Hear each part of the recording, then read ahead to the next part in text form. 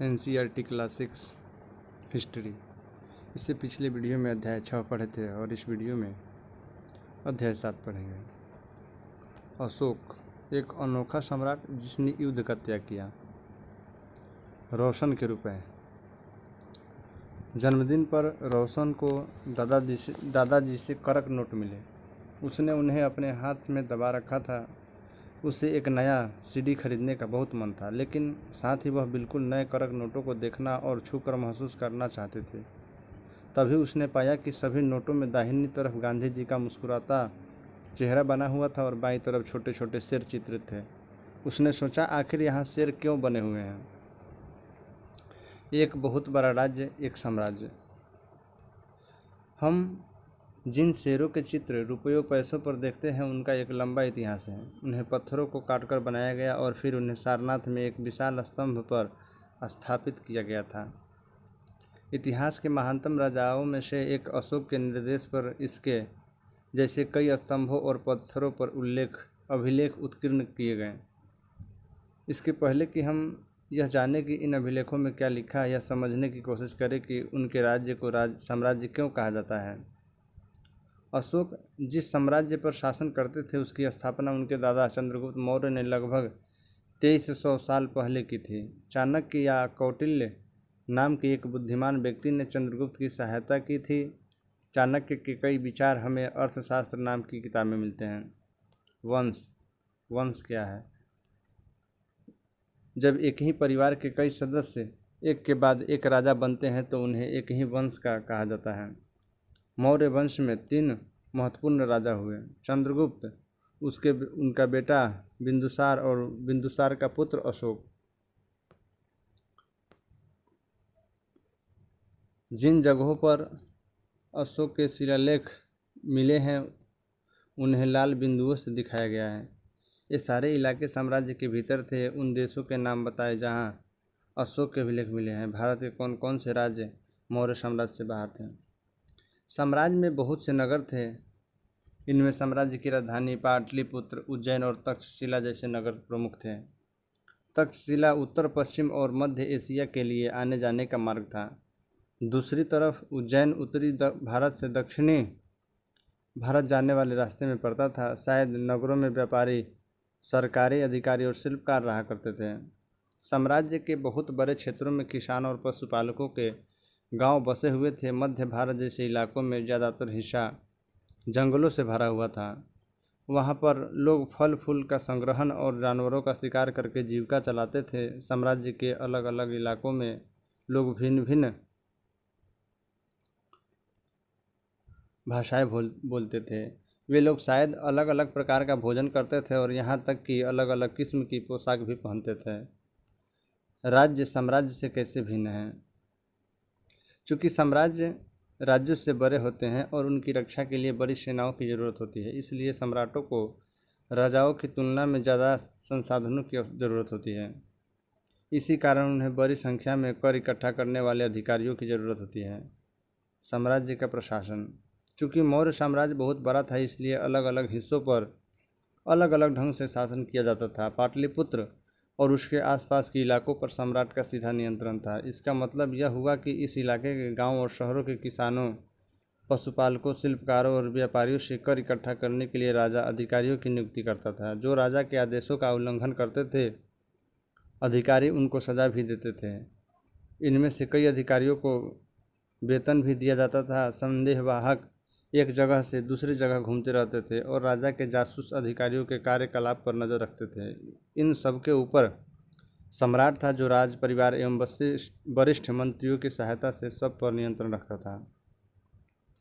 मौर्य साम्राज्य के भीतर कई छोटे क्षेत्र या प्रांत थे। इन पर तक्षशिला या उज्जैन जैसी प्रांतीय राजधानियों से शासन किया जाता था। कुछ हद तक पाटलिपुत्र से इन क्षेत्रों पर नियंत्रण रखा जाता था और अक्सर राजकुमारों को वहां का राज्यपाल यानी कि गवर्नर बनाकर भेजा जाता था। लेकिन ऐसा लगता है कि इन जगहों पर स्थानीय परंपराओं और नियमों को ही माना जाता था। प्रादेशिक केंद्रों के बीच विस्तृत क्षेत्र थे। इनके इलाकों में मौर्य शासक सिर्फ मार्गों और नदियों पर नियंत्रण रखने की कोशिश करते थे, जो कि आवागमन के लिए महत्वपूर्ण थे। यहाँ से उन्हें जो संसाधन कर और भेंट के रूप में मिलते थे उसे इकट्ठा किया जाता था। उदाहरण के लिए अर्थशास्त्र में यह लिखा है कि उत्तर पश्चिम कंबल के लिए और दक्षिण भारत सोने और कीमती पत्थरों के लिए प्रसिद्ध था। संभव है कि संसाधन नजराने के रूप में इकट्ठा किए जाते थे। नजराना, जहाँ कर नियमित ढंग से इकट्ठे किए जाते थे, वही नजराना अनियमित रूप से जब भी संभव हो इकट्ठा किया जाता था। ऐसे नजराने विविध पदार्थों के रूप में प्रायः ऐसे लोगों से लिए जाते थे जो स्वेच्छा से इसे देते थे। राजधानी में सम्राट। मेगस्थनीज चंद्रगुप्त के दरबार में पश्चिम एशिया के यूनानी राजा सेल्यूकस निकेटर का राजदूत था। मेगस्थनीज ने जो कुछ देखा उसका विवरण दिया।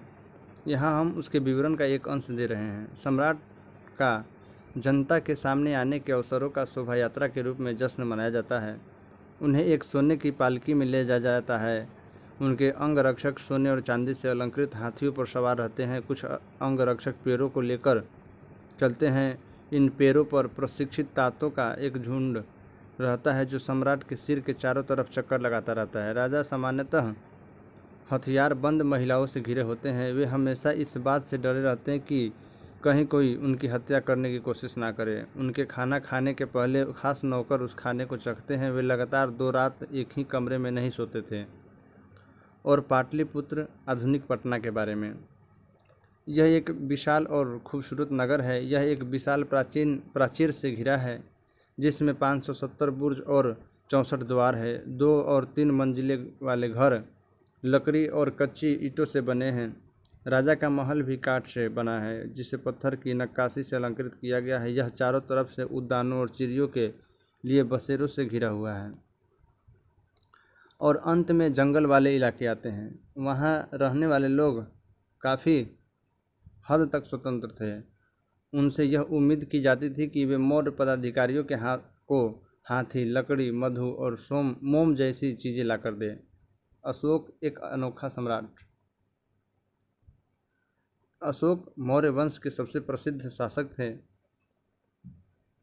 वह ऐसे पहले शासक थे जिन्होंने अभिलेखों द्वारा जनता तक अपने संदेश पहुंचाने की कोशिश की। अशोक के ज़्यादातर अभिलेख प्राकृत भाषा और ब्रह्म लिपि में हैं। कलिंग युद्ध का वर्णन करता हुआ अशोक का अभिलेख। अपने एक अभिलेख में अशोक ने यह बात कही, राजा बनने के 8 साल बाद मैंने कलिंग विजय की। लगभग 1.5 लाख लोग बंदी बना लिए गए।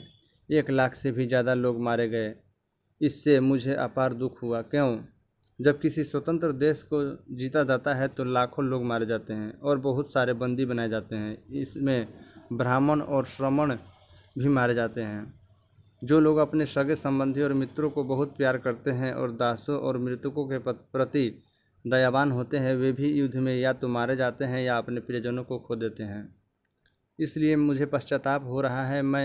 अब मैंने धम्म पालन करने और दूसरों को इसकी शिक्षा देने का निश्चय किया है। मैं मानता हूँ कि धम्म के माध्यम से लोगों का दिल जीतना बहुत बलपूर्वक विजय पाने से ज़्यादा अच्छा है।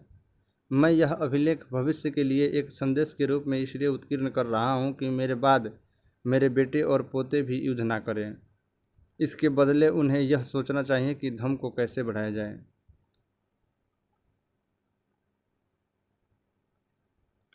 अशोक का कलिंग युद्ध। कलिंग तटवर्ती उड़ीसा का प्राचीन नाम है। अशोक ने कलिंग को जीतने के लिए एक युद्ध लड़ा, लेकिन युद्ध जनित हिंसा और खून खराबा देखकर उन्हें युद्ध से वितृष्णा हो गई। उन्होंने निर्णय लिया कि वे भविष्य में कभी युद्ध नहीं लड़ेंगे। अशोक का धम्म क्या था?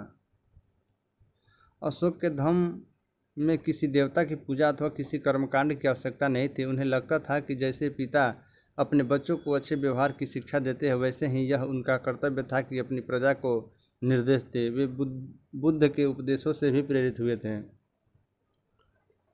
ऐसी कई समस्याएं थी जिनके लिए उनमें संवेदना थी। उनके साम्राज्य में अलग अलग धर्मों को मानने वाले लोग थे और इससे कई बार टकराव पैदा हो जाता था। जानवरों की बलि चढ़ाई जाती थी। दासों और नौकरों के साथ क्रूर व्यवहार किया जाता था। इनके अलावा परिवार में व पड़ोसियों के बीच भी झगड़े होते रहते थे। अशोक ने यह महसूस किया कि इन समस्याओं का निदान उनका कर्तव्य है। इसलिए उन्होंने धम्म महामात्र नाम के अधिकारियों की नियुक्ति की, जो जगह जगह जाकर धर्म की शिक्षा देते थे। इसके अतिरिक्त अशोक ने अपने संदेश कई स्थानों पर शिलाओं और स्तंभों पर खुदवा दिए। अधिकारियों को यह निर्देश दिया गया कि वे राजा के संदेश को उन लोगों को पढ़कर सुनाएं जो खुद पढ़ नहीं सकते थे। अशोक ने धम्म के विचारों को प्रसारित करने के लिए सीरिया, मिस्र, ग्रीस तथा श्रीलंका में भी दूत भेजे।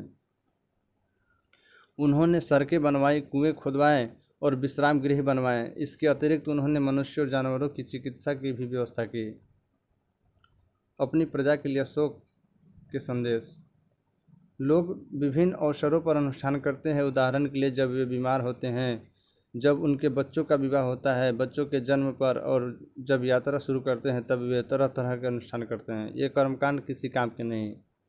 इसके बदले यदि लोग दूसरी रीतियों को माने तो वह ज़्यादा फलदायी होगी। ये अन्य प्रकार की रीतियाँ क्या हैं? ये हैं अपने दासों और नौकरों के साथ अच्छा व्यवहार करना, बड़ों का आदर करना, सभी जीवों पर दया करना और ब्राह्मणों तथा श्रमणों को दान देना। अपने धर्म की प्रशंसा या दूसरों के धर्म की निंदा करना, दोनों ही बातें गलत है।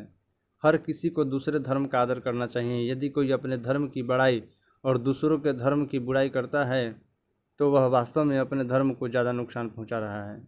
इसलिए हर किसी को दूसरे के धर्म के प्रमुख विश्वासों को समझने की कोशिश करते हुए उसका आदर करना चाहिए। भारत के प्रथम प्रधानमंत्री पंडित जवाहरलाल नेहरू ने लिखा है, उनके धर्मादेश आज भी हमसे एक ऐसी भाषा में बात करते हैं जिन्हें हम समझ सकते हैं और जिनसे हम बहुत कुछ सीख सकते हैं। अशोक ने धम्म के विचारों को दूर दूर तक फैलाने के लिए उन बातों को बताया जो आपके अनुसार आज भी प्रसारित है। अशोक के संदेश के लिए के उन हिस्सों को बताओ जो आज भी प्रासंगिक हैं। ब्राह्मणी लिपि। आधुनिक भारत की ज़्यादातर लिपियाँ पिछले सैकड़ों वर्षों में ब्राह्मणी लिपि में उत्पन्न हुई। यहाँ आप अ अक्षर को अलग अलग भाषाओं की लिपियों में देख सकते हैं। जैसे ये सभी लिपियाँ हैं। देवनागरी लिपि के हैं, ये बांग्ला है, ये मलयालम है, ये तमिल है। यह है आरंभिक ब्राह्मणी लिपि।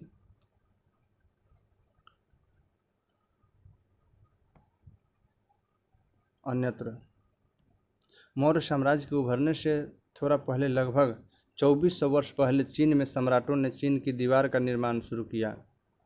इसे बनाने का उद्देश्य उत्तरी सीमा की पशुपालक लोगों से रक्षा करना था। अगले 2000 वर्षों तक इस दीवार का निर्माण कार्य चलता रहा।